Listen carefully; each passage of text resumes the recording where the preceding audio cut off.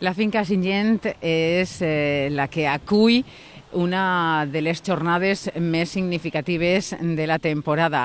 Aba Asaja, anfitrions d'aquestes jornades que se celebren el dia 6 i 7 d'abril amb un eslògan que diu «Hacia la citricultura del futur». Està amb nosaltres Juan Salvador Torres. Ell és el secretari general d'Aba Asaja. Bon dia. Bon dia. Quin és l'objectiu d'aquestes jornades que avui comencen? Aquestes jornades, l'objectiu que tenen és un objectiu clarament de divulgació d'algunes solucions que tenen aquestes empreses Certis Belchim per ajudar als citricultors a combatre plagues i malalties o nous sistemes de nutrició o la tendència nova de bioracionals. Són coses que ells avui van a presentar ací per a que siguin conegudes pel sector.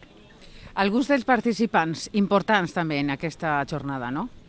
A veure, són gent, els que van a desenvolupar cada una de les carpes, són gent de molta solvència, són gent de la Politècnica, són gent de l'IVIA i són gent molt solvent científicament i, vamos, són el que diuen aquestes persones és de creure. Per què en la seu d'aquest terreny d'Aba Asaja aquestes jornades? Per què? Important també la ubicació. A veure, per què així és evident? Perquè aquesta finca està dedicada a l'experimentació i a la transferència de tecnologia. I la jornada d'avui de Belchim Certis és una jornada de transferència de tecnologia, de divulgació.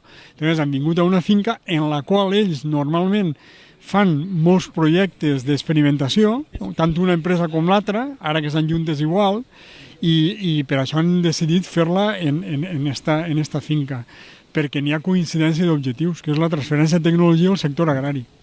Doncs moltes gràcies, molta sort i enhorabona per a aquestes jornades. Gràcies a vosaltres. Ja saben, la citricultura del futur, avui i demà en Aba Asaja.